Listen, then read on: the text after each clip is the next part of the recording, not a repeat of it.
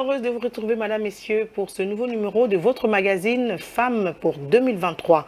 Aujourd'hui, nous abordons la question de la participation des femmes à la vie politique qui reste encore menacée ici en République démocratique du Congo. Elles sont sous-représentées aussi bien comme électrices que dans les fonctions dirigeantes et au sein des assemblées, même dans l'administration publique, malgré la compétence de certaines. Alors, qu'est-ce qui bloque la participation politique des femmes en RDC? À quels problèmes sont-elles confrontées?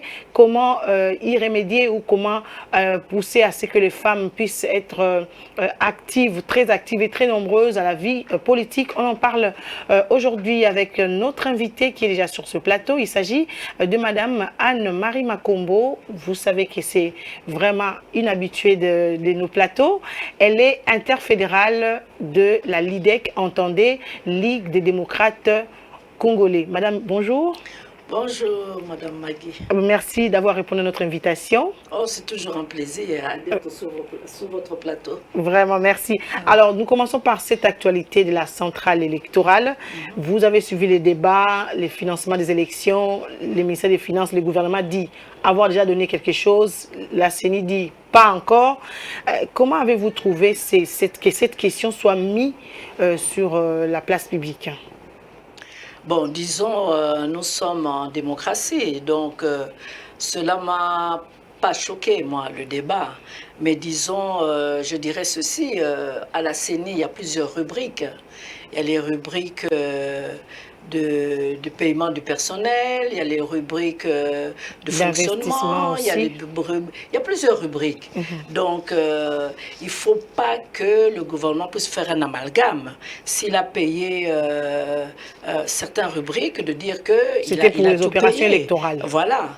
Donc, les opérations électorales demandent d'autres financements. Voilà. Donc, voilà, c'est comme ça que moi, j'ai compris la chose. Alors, beaucoup de Congolais s'interrogent, 37 millions de dollars pour les, soit si c'était seulement pour le fonctionnement ou rémunération, mais aussi payer les personnels, beaucoup d'argent comme ça, et ils en font un problème, ils demandent à ce que l'IGF aille contrôler où sont passés cet argent-là. Oui, c'est normal que l'IGF aille contrôler. Comme on dit, la confiance n'exclut pas de contrôle. Donc l'IGF peut aller contrôler. Moi d'ailleurs, je serais pour une meilleure transparence, pour une meilleure redevabilité vis-à-vis de nous, le peuple. Donc l'IGF peut pas faire un tour là-bas. Donc c'est pas du tout choquant. Mais il y a un problème, madame, parce que selon la loi organique portant fonctionnement de la CENI, l'IGF n'a pas le droit d'aller contrôler ce que la CENI fait. C'est l'Assemblée nationale, à travers la Cour des comptes, qui peut demander à ce que la Cour puisse auditer la CENI comme institution, mais pas l'IGF. Apparemment, il y a confusion sur cette question-là. J'avoue, je ne maîtrise pas ça. Qui doit contrôler, qui ne doit pas contrôler. Mais toujours est-il qu'un contrôle, moi, ça ne me choque pas. Parce que vous êtes transparente, mais les autres, ça peut déranger. Si la CENI, je pense que la CENI n'a rien à se reprocher, donc on va faire fonctionner les mécanismes de contrôle. D'accord. Alors revenons sur notre sujet, la participation politique des femmes à RDC. Oui. D'abord cette question, est-ce que c'est facile d'être femme politique? Bon, je dirais que c'est pas difficile spécialement. À part que les charges que souvent nous les femmes nous avons en dehors de notre profession. Donc nous avons quand même beaucoup de charges à la maison. Donc on a beau dire que la parité, bon, toujours est-il que en réalité c'est la femme qui fait le plus grand travail dans son foyer. S'occuper des enfants, faire l'organisation de la maison. La femme contribue énormément. Bien que maintenant, je suis très heureuse de voir, il y a des jeunes, de plus en plus, des hommes, qui s'impliquent dans cette organisation, qui aident énormément leurs femmes. Donc c'est vraiment celle qui veut faire la politique peut le faire, c'est pas difficile. Non, on peut le faire, on peut le faire. Alors, madame, qu'est-ce qui bloque la participation politique des femmes en RDC? On sent que les femmes ne sont pas nombreuses.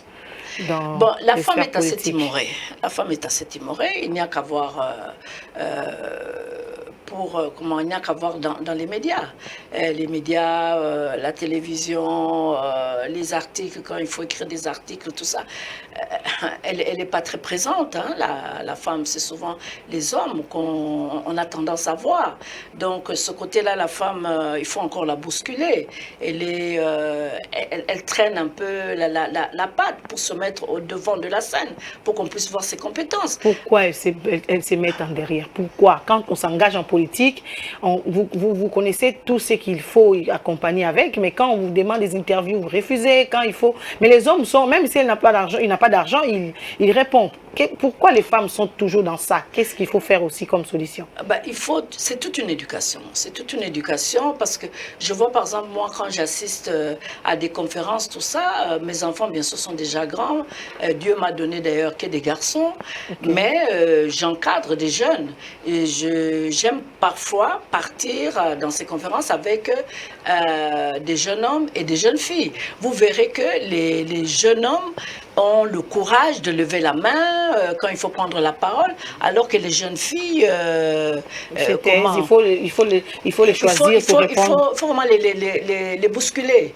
Et donc, c'est toute une éducation. Moi, je trouve que c'est toute une éducation qui doit commencer très tôt et les parents doivent bousculer vraiment leurs filles pour que les filles aussi se disent qu'elles sont autant capables que les garçons. Alors, pour celles qui ont raté cette éducation-là, elles se retrouvent en politique. Bon, maintenant, il y a beaucoup de formations. Il y a beaucoup de formations. Il faut participer aux formations. Il faut voir l'autre, ce que l'autre fait. Quand vous voyez une qui ose tout ça, collez-vous à elle, qu'elle soit votre mentor et avancez. Cette culture de mentorat, c'est facile ici au Congo, c'est fréquent, parce que les femmes se jalousent entre elles, même si vous ne vous connaissez pas, il suffit qu'elles te voient comme ça et se disent je l'aime pas. Non, mais il y a quand même quelques femmes que j'admire beaucoup. Je peux la citer par exemple, une Thérèse Olenga. Elle coach beaucoup de femmes. Vous voyez des jeunes femmes avocates, des jeunes femmes licenciées en ceci, en cela. Et je la vois, elle est beaucoup entourée de ces jeunes femmes. Elle ne les ménage pas, elle est d'une sévérité, elle les bouscule. Et il y en a beaucoup qui émergent. Pour ne pas... par exemple, mon cas, j'ai beaucoup boosté beaucoup de femmes. Je vois notre présidente Angèle Makombo adore ça. Elle, de coacher, de pousser les femmes. C'est pas facile, effectivement, parce que autant quand vous coachez un jeune homme, vous n'avez pas besoin de lui dire 36 000 fois la même chose. Hein. Il avance, il ose. Mais la fille, nous avons remarqué, il faut répéter, il ne faut pas se fatiguer. Et elles avancent. Mais quand même, il faut quand même reconnaître, depuis que nous avons fait notre entrée en politique et maintenant, il y a de plus en plus de femmes qui osent. Il y a de plus en plus de femmes. D'accord, nous sommes à quelques mètres ou à quelques pas des élections parce que 2023, c'est pour bientôt. Oui, en effet. Alors, les femmes, on ne sent pas. Les femmes qui sont présidentes des partis politiques, elles sont où? On ne les sent pas, parce que c'est maintenant qu'il faut préparer l'électorat. Oui, voilà, parce que l'entrée, la grande porte vraiment de l'entrée en politique, c'est vraiment par les élections. Se présenter aux élections, c'est vraiment l'idéal, je dirais même c'est le summum, vraiment en politique. Mais la manière dont les élections sont organisées au Congo, ça n'encourage pas les femmes. C'est beaucoup de l'aventurisme, non, c'est je n'exagérais pas en disant que c'est de la bouillabaisse parfois. Oui, mais alors... Ce qui s'est passé, les élections passées, ce n'était pas ça. Il fallait avoir un esprit aventurière de haut niveau pour alors celles qui sont honnêtes n'ont pas pu. Non, mais c'est ça le problème. Mais apparemment, on dit toujours que la politique, c'est les mensonges. C'est ça, c'est que les Congolais pensent. Non, la politique, c'est pas le mensonge. Non. C'est pas ça. Effectivement, il y a certains politiciens qui, la manière dont ils exercent ce métier, vous pousse à croire que la politique, c'est le mensonge. Mais sinon, c'est pas ça. C'est un métier noble. La politique, c'est être au service du peuple. C'est s'intéresser à ce qui se passe dans son pays et dans le monde et voir comment donner son point de vue pour réajuster certaines choses, pour que les choses aillent en s'améliorant. C'est ça la politique. C'est ça la politique. Mais malheureusement, maintenant, dans notre pays, on a tendance à croire que c'est le chemin facile pour se faire de l'argent. Donc, entrons en politique. Parce qu'on donne tellement des avantages aux politiciens par rapport au peuple qui croupit dans la misère que les gens maintenant se disent non, pour s'enrichir, pour aller très vite, voilà. Entrons dans la politique. Et là, je deviendrai riche. Alors, il y a une autre question qui bloque... un autre problème, pardon, qui bloque la participation politique des femmes. On parle des moyens financiers. Est-ce qu'il faut s'engager en politique déjà avec ces moyens financiers? Tu as déjà préservé quelque chose dans ton compte pour faire la politique? Ouais. Ou vous venez seulement, vous allez trouver l'argent en politique? Non, la politique, effectivement, dans notre pays, par exemple, les élections, ça demande énormément d'argent. Et la loi ne nous a pas du tout facilité la tâche à nous, les femmes. Comment ça? Ah oui, avec le problème, par exemple, de seuil et le problème de la caution. C'est énorme ce qu'on demande. C'est énorme, mais pour vous, c'est mal les femmes, pas pour les hommes. Les hommes, la grande majorité des postes de prise de décision qui sont là-dedans, ce sont les hommes. Donc les hommes ont plus de moyens. C'est ça qu'on ne voit pas.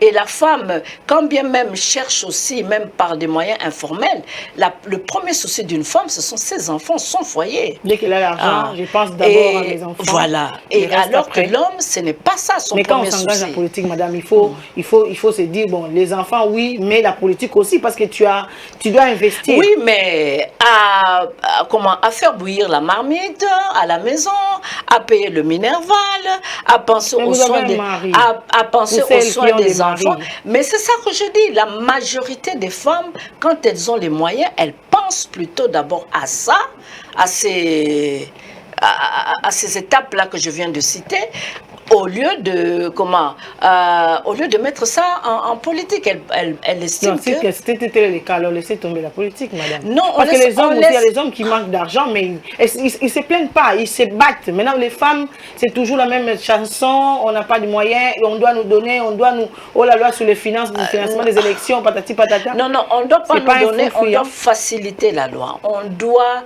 trouver un système de quotas pour les femmes. En son temps, le président Kabila l'avait promis et ça n'a pas été fait. On peut mettre des mécanismes en marche pour faciliter l'accès aux femmes en politique. Déjà, regardez ce que le président Fachi vient de faire. C'est 25% dans 27, voilà. Dans le gouvernement. 27 dans le gouvernement. C'est une façon de faciliter les femmes, de privilégier les femmes, d'encourager les femmes. Mais si elles ne travaillent pas bien, ces 27% va baisser. C'est ça aussi les problèmes. Si elles ne travaillent pas bien et les hommes travaillent bien? Non, c'est-à-dire les hommes qui ne travaillent pas bien seront sanctionnés. Oui, voilà, alors, tout le monde. Admettons que ces 27%-là, c'est 20% qui ne travaillent pas bien. C'est-à-dire le prochain gouvernement, on aura 7% des femmes. Non, on n'aura pas 7% de femmes. On choisira d'autres femmes.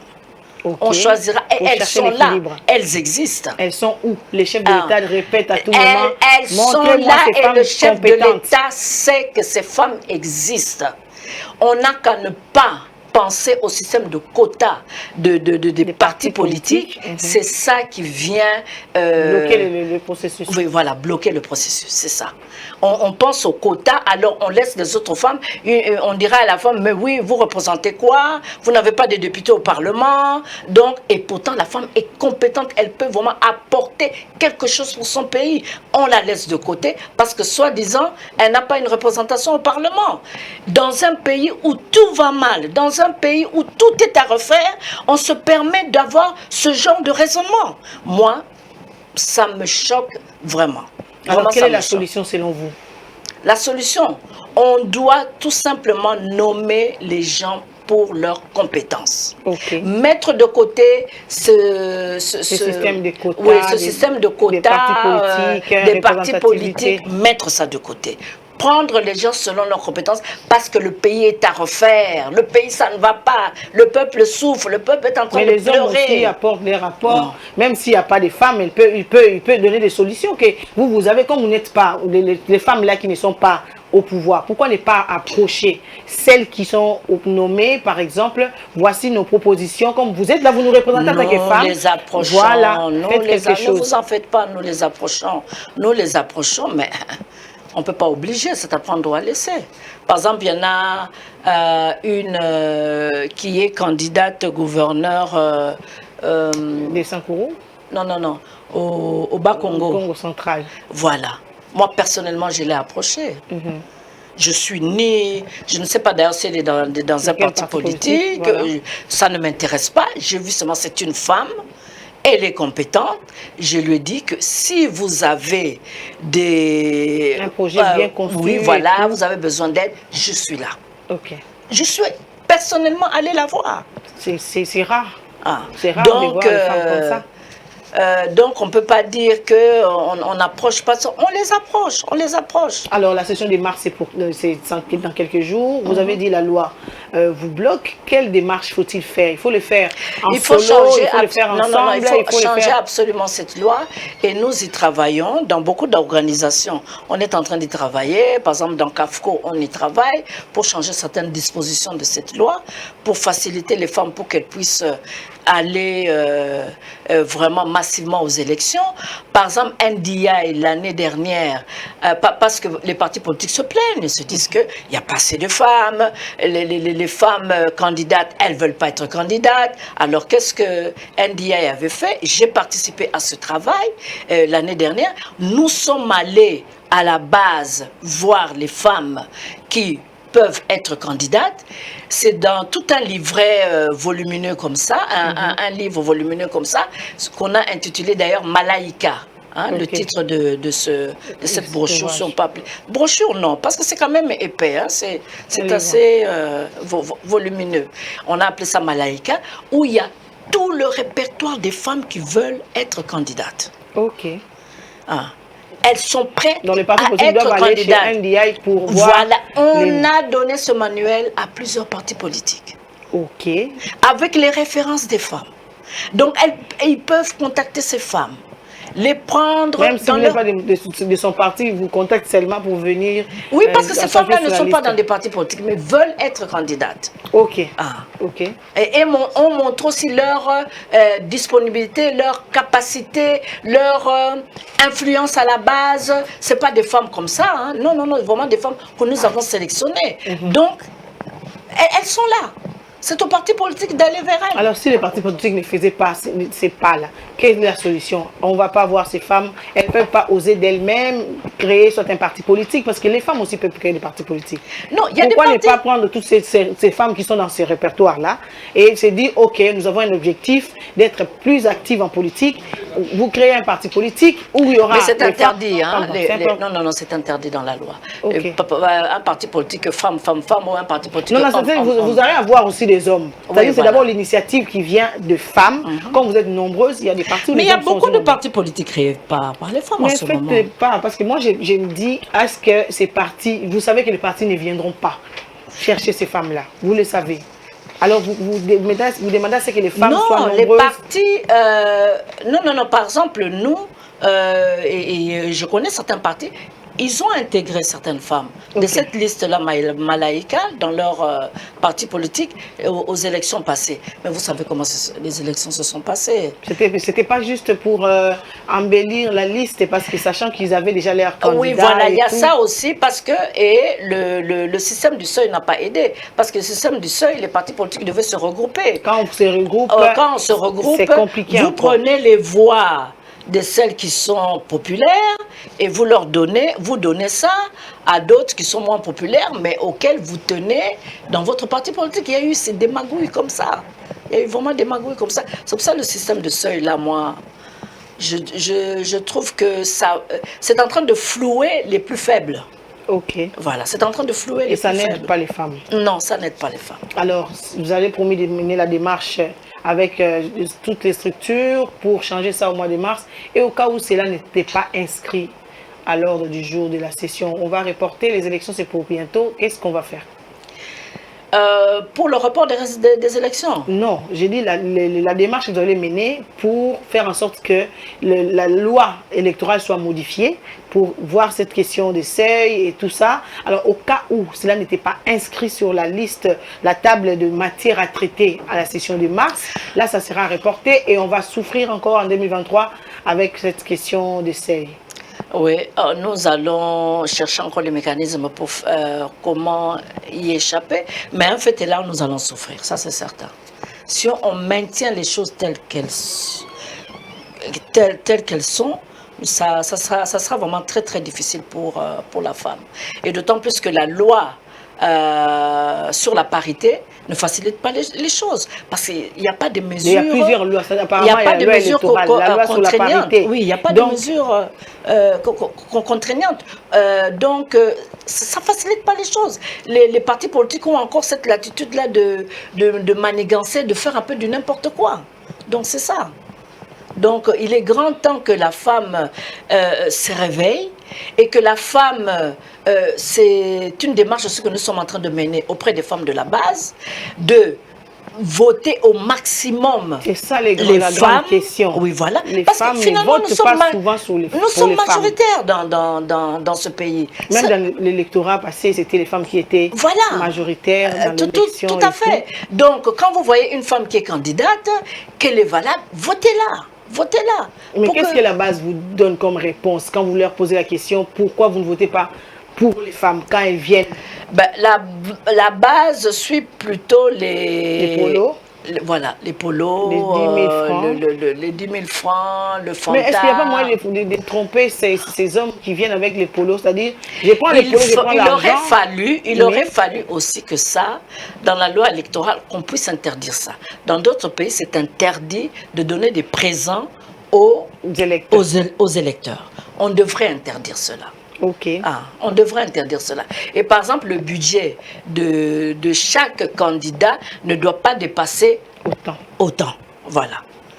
Vous avez des millions, gardez vos millions là où vous devez les garder, mais le montant à dépenser pour les élections, c'est d'autant.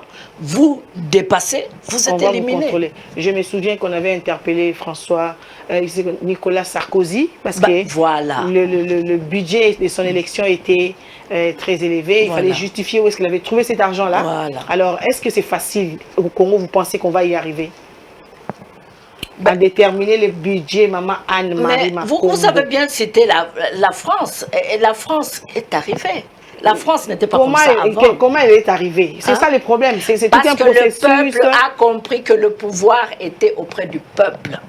Tant que le peuple congolais ne comprendra pas que le pouvoir est dans ses mains, les choses ne changeront pas.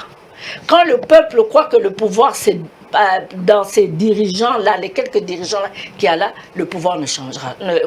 Les choses ne changeront pas. Donc, le pouvoir, c'est pas dans les mains de Fache et donc de Félix Tshilombo. Non. Le pouvoir, c'est dans les mains du peuple congolais. Voilà pourquoi il répète à chaque fois que le peuple congolais aujourd'hui dit que on ne veut plus de tel, il tombera. Le peuple doit prendre conscience de cela. Est-ce que le peuple congolais est encore à ce niveau-là de sanctionner pour mettre petit à petit, moi je ne suis pas pessimiste. Petit à petit, le peuple est en train de comprendre cela. Petit à petit, le peuple est en train de comprendre. Votre croyance que demain, les choses vont changer et le peuple pourra se décider et... les choses avancent. Hein. C'est... tout doucement, mais ça avance. Moi, je suis optimiste. Ce pays ne restera pas là où il est. Les choses sont en train d'avancer. Regardez déjà 27% au gouvernement. Qui aurait cru? Voilà. Ah. On était Qui aurait cru qu'un président de la République puisse parler, dire qu'il aimerait bien que son successeur soit une femme. C'est ça aussi la grande question. Non, ça, il a dit, mais qu'est-ce que vous les femmes vous faites maintenant? C'est un cadeau qui vient de nous faire, qui va nous booster. Non, il a déjà dit. Et qui va booster, qui va donner des idées au peuple. Oui. Donc, indirectement, il est en train de pousser le peuple en leur disant, hé, attention, la femme qui sera votez une femme après moi comme présidente de la République. Madame Anne-Marie Makombo, ce sujet me pousse à poser deux questions parce que le chef a déjà parlé. Il a donné son idée, il a dit, ok, je tiens à ce que je sois remplacée après mon mandat par une femme. Entre-temps, vous faites quoi? Vous, les femmes, là, vous faites quoi? Vous attendez, vous représentez en ordre dispersé 4 candidates femmes aux élections présidentielles, 12 candidates. Qu'est-ce que vous faites pour vous préparer à ce qu'il y ait réellement une femme? Parce que le chef, c'est pas à lui de voir, non, Anne-Marie succède moi, non. C'est à vous, les femmes politiques, de voir comment est-ce que vous allez matérialiser cela. Moi, je me dis, le problème n'est pas là, se situe pas là. Le problème se situe dans notre Constitution. Nous devons revenir dans notre constitution, dans les termes qu'on avait en 2006, comme le peuple l'avait voté au référendum, qui autorisait les 2 tours. C'est très important, le système de 2 tours. Et je trouve ça a été un crime d'avoir annulé cela. Parce que 100 000 candidats peuvent se présenter au premier tour. Mais au deuxième tour, ce sera les 2 premiers qui vont se présenter. Mais qui vous dit que les 2 premiers, il y aura une femme parmi les 2? C'est ça les problèmes. Moi, vous ne répondez pas à ma question. Qu'est-ce que les femmes politiques font pour se préparer à avoir une seule candidate qui va réellement battre s'il y aura des 2 tours? Non, il ne faut pas rêver. Il ne faut pas rêver. Moi, je préfère... Donc vous m'arrêtez de rêver. Il ne faut pas rêver. Moi, je préfère avoir les 2 pieds sur terre en se disant que ça sera difficile d'avoir qu'une seule femme. Pourquoi? Parce que les successeurs doivent être ça sera difficile. Et j'arrête déjà les téléspectateurs qui sont déjà en train de penser, ah voilà, Bassi Bayo Kanarate, les hommes aussi c'est pareil. Alors, ça a été difficile quand les hommes étaient opposition au pouvoir, d'avoir dans l'opposition qu'un seul candidat. Ça a été difficile. Chez les femmes, ce sera la même chose. Mais la solution, nous sommes des êtres humains. La solution, parce que la population veut bien voter une femme. Et quand vous dites ça, moi je trouve que la solution, c'est dans la population. Il faut travailler la population. Comme ça, quand il y aura plusieurs candidats femmes, nous avons beaucoup de chances au deuxième tour. Parmi les 2 candidats, il y aura une femme. Et ça risque même d'avoir 2 femmes. Waouh! Quelle prophétie, chers téléspectateurs. Il risque même d'avoir 2 femmes. Maman Anne-Marie prophétise qu'il y aura 2 femmes si on modifie la loi pour avoir 2 tours. C'est le peuple qui décide, c'est le peuple qui a le pouvoir. Donc, ce que nous devons faire, c'est plutôt travailler le peuple congolais.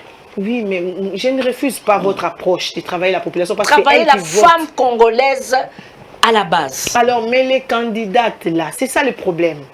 Qui vous dit que vous allez avoir les femmes qui vont s'entendre à ces points-là? Moi, je pense, à mon avis, que c'est le moment de se préparer. Parce que vous vous préparez peut-être pour les élections, pas de 2023, c'est tout près. Les élections qui vont suivre, qu'il y ait aussi des femmes candidates à tous les niveaux, mais au niveau présidentiel, les successeurs dont le chef de l'État a prophétisé là, c'est pas par magie. Donc c'est maintenant que vous vous préparez. Pourquoi ne pas faire une coalition, je sais pas, Union des femmes pour les élections par exemple, où vous aurez et les femmes de l'opposition et de la majorité ensemble pour une seule cause. C'est ça mon idée. Je ne sais pas, chef téléspectateur, je ne pouvais pas vous donner des idées, mais je donne quand même, parce que maman Anne-Marie est très intéressante avec ces débats. Non, effectivement, ce que vous dites là, c'est valable. Il peut y avoir des coalitions, des coalitions de femmes. Il n'y en aura peut-être pas une seule autour d'une seule femme. Voilà. Il y en aura peut-être, au lieu d'avoir par exemple, je dirais 20 femmes, il y aura peut-être 3-4 femmes. Oui. C'est déjà, ça déjà serait bon. Voilà, ça serait réduit, le temps de trouver une seule. Voilà. Et, mais vous n'allez pas escroquer, cette femme-là ne va pas escroquer les autres. C'est-à-dire, on accepte de te donner, de te laisser à ce poste-là, mais une fois élu, tu penses aussi à moi, peut-être comme vice-présidente ou comme présidente de l'Assemblée, par exemple. Non, ça c'est certain. Et si vous ne respectez pas l'engagement, est-ce que les femmes vont continuer? Là, on respecte, en général. Hein. Okay. En général, en politique, on respecte. Je vous donne ma voix, je vous donne ma base. En retour, non, ces arrangements-là se font. Et en général, il y a quelques couacs, mais on respecte quand même. Alors, au-delà des obstacles que nous avons relevés, nous tendons vers la fin de l'émission, chers téléspectateurs. Ah, déjà. Vous avez dit qu'il y a les lois qui doivent être modifiées. Tout à fait. Vous avez dit également, on a abordé la question des financements. Mais quelles sont les autres difficultés que les femmes politiques congolaises rencontrent? Toujours dans le cas des élections. La vie politique de la femme. Vous êtes femme politique, quelles sont vos difficultés par rapport à votre profession, au-delà de ce qu'on a déjà relevé? Par rapport à notre profession, je dirais plutôt les difficultés. Je dirais que la femme doit plutôt être plus agressive. Quand je dis agressive, ce n'est pas commencer à donner des coups. Hein. Okay. C'est s'affirmer, être ferme dans ses positions et ne pas avoir peur de donner, de parler de la politique, de parler de ce qui ne va pas. Voilà. Par exemple, je prends l'exemple de ce qui se passe à l'Est dans notre pays. Il y a beaucoup d'associations de femmes qui se penchent là-dessus, sur les viols que nos femmes subissent. Oui. Il y a quelques femmes. D'ailleurs, nous avons une femme qui a remporté des prix, même à l'extérieur, Julienne Lusengue, que j'admire beaucoup. Mais ce que moi j'aimerais, quand les femmes se penchent sur ces cas-là de viol, vraiment ensemble et puis doivent parler de la profondeur des choses. De ne pas parler de ça seulement, oui, les femmes sont violées. Mais pourquoi elles sont violées? Le côté politique de la chose. Nous devons avoir le courage de parler politique. Et c'est ça qui manque à la femme congolaise. Nous n'aimons pas souvent rentrer dans les profondeurs de la politique, faire des analyses, dire ce que nous pensons réellement. Nous voyons tout le temps. À la télévision, il y a des débats avec les hommes. Mais il n'y a pas de débat des femmes. Bien que parfois les hommes déraillent. Hein, il y en a certains qui disent un peu n'importe quoi. Mais les femmes, non. Et nous voyons ça maintenant, la profusion dans les réseaux sociaux. D'ailleurs, qui ne fait pas le bonheur des Occidentaux. Parce que maintenant, il y a beaucoup de vérités qui sortent grâce aux réseaux sociaux. Oui, voilà. Les femmes devaient se Je parie que le monde occidental, en ayant inventé cela, ne s'imaginait pas maintenant ce que ça allait faire. Parce qu'avant, on filtrait les informations dans leurs médias, dans leurs les télévisions, tout ça, étrangères. Mais maintenant, on ne peut plus avec les réseaux sociaux. Nous connaissons beaucoup de choses, mais qui commente cela, qui donne des idées sur cela? C'est toujours en grande partie les hommes. C'est quelques femmes qui osent parler. Et souvent, moi, ce que je déplore dans nos groupes de femmes, dès qu'on veut aborder la question... Chacun prend sa position. Voilà. Question politique, on est là... Alors, pourquoi vous êtes femme politique si vous ne voulez pas aborder des vraies questions politiques? Voilà pourquoi les hommes se disent toujours que si Bozalawana, oui, mais ils savent que dans des réunions nocturnes, les hommes doivent se calmer. Hein. Basi Bozalawana, nous ne serons pas toujours Bossi Bozalawana. Ils vont voir. Nous sommes en train d'avancer. Nous sommes en train d'avancer. Alors, Maman Anne, un mot à toutes ces femmes politiques, même les jeunes, parce qu'aujourd'hui, on sent qu'il y a des jeunes femmes qui s'intéressent à la politique, même si elles ne sont pas coachées, hein, il faut qu'on les dise. Quelqu'un vient vous voir, Maman Anne, je veux faire la politique. Non, je n'ai pas le temps. Appelle-moi demain. Ça décourage. Alors, qu'est-ce que vous pouvez dire à ces jeunes qui veulent faire la politique avec beaucoup de volonté, même si elles savent que ça ne marche pas encore, la participation politique, l'État n'est encore pas à la place qu'il fallait. Qu'est-ce que vous pouvez leur dire pour les motiver? Moi, pour les motiver, je leur dirais que la parole, c'est une puissance. On le dit même dans nos églises. Dans les églises, même dans la Bible, le verbe. Tout au début, c'était le verbe. Le verbe a une puissance, dont la parole. La femme, la jeune femme qui veut se lancer en politique doit savoir parler, analyser les choses. Et pour savoir parler, analyser les choses, qu'ils suivent beaucoup l'actualité. Les femmes sont dans des séries, maman Anne-Marie. Série Il doit... Bimi, à Kolanda, Voilà, journal. Ça n'apprend absolument rien. Mais ça détend les nerfs quand même, maman. Moi, en tant que politique, j'ai quand même essayé de suivre ça parce que je me suis dit, bon, la base suit ça. Anne-Marie suit un peu ça pour voir qu'est-ce qu'il y a dedans. Mais j'ai trouvé ça plutôt fatigant. Parce qu'il n'y a que des intrigues, des jalousies, des combats. Ils décrivent ce que les femmes vivent au quotidien. Voilà. Donc, ce n'est pas du tout, oui, mais ce n'est pas du tout apaisant. Ce n'est pas du tout apaisant. Et ça pollue votre esprit. Moi, je trouve que ça vous pollue l'esprit. Parce que ça vous pousse à devenir pervers. Ok.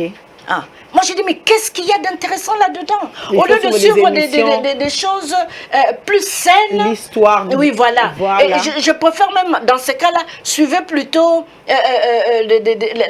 la Bible, des choses qui vous parlent d'amour, que ces choses qui vous polluent l'esprit. Il y a l'amour parce qu'il y a un peu de bisous. C'est pas de l'amour là qu'on fait. Des bisous, des intrigues. Tu vas faire un coup, ceci. Non, c'est fatigant. C'est fatigant. Donc les femmes politiques doivent être concentrées sur l'essentiel, l'actualité, pas seulement au Congo, mais ailleurs aussi. Prendre la parole. Au début, vous savez, moi j'ai suivi des cours chez Carnegie, les cours de la communication. Et ça m'avait beaucoup frappé. On nous avait donné un exemple en disant il ne faut jamais avoir peur de prendre la parole. Et on nous avait donné l'exemple d'un grand industriel américain, on nous avait même cité le nom à l'époque, une histoire réelle, hein, qui, pour la première fois, il prenait la parole. Pourtant, un homme richissime, qui avait réussi sa vie, intelligent, mais il n'avait pas l'habitude de prendre la parole en public. Il prend la parole, et il commence à transpirer. Il recule un peu, il recule un peu, il recule un peu, et puis, Ezaki Estrade, Tiens quoi. Oh, wow. Donc, mais toujours est-il que ce même homme, on l'a revu quelques années après, quand il prenait la parole, les gens disaient « Waouh, c'est toujours lui. Qu'est-ce qu'il parle bien !» Donc, c'est ça, la prise de la parole. La première fois, on se moquera peut-être de vous, mais ceux qui se moquent de vous aujourd'hui, lobby, ils vont vous admirer et même parfois vous jalouser. Pour y arriver, il faut travailler en coulisses. Voilà. Donc, il ne faut pas s'arrêter. La première fois, vous avez calé, ne vous intimidez pas. Continuez. Il y aura toujours des gens pour se moquer de vous. C'est pas grave. Moi-même qui vous parle, moi, j'ai commencé aussi comme ça. La première fois qu'on m'a mis le micro pour parler, mais j'ai transpiré. Koutounakimi. N'a aussi que, ah oui, je veux aller au petit coin, tout ça. Et,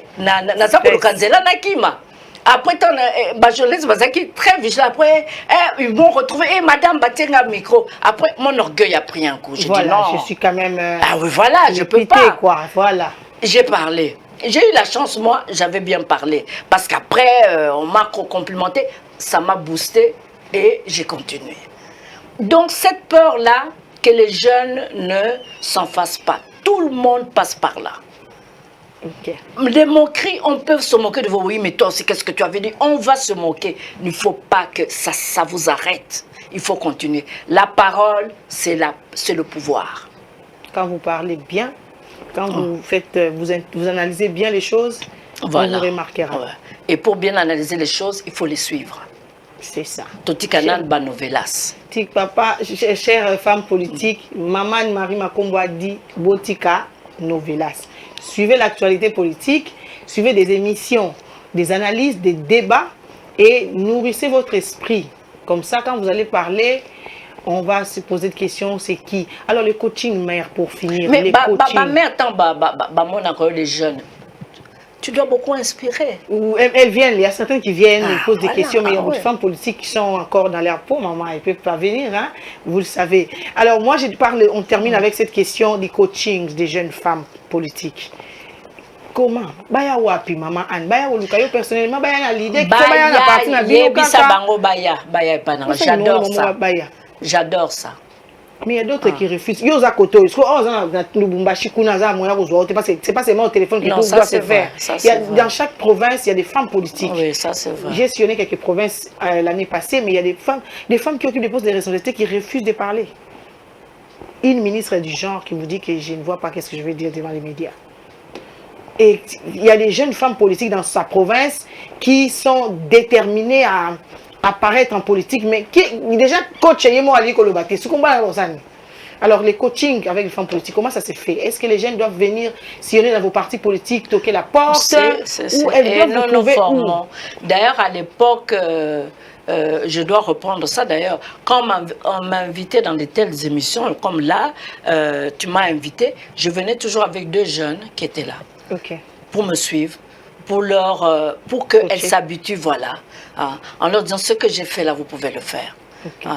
Donc, non, qu'elles viennent. Moi, j'adore ça. J'adore ça. Je me dis, j'aimerais bien, mon colonanga Yasuka, quand Dieu vous décidera, c'est mon dernier jour, dans mon oraison funèbre, qu'on puisse dire que elle a formé, elle a contribué. Et qu'elle soit là pour te pleurer.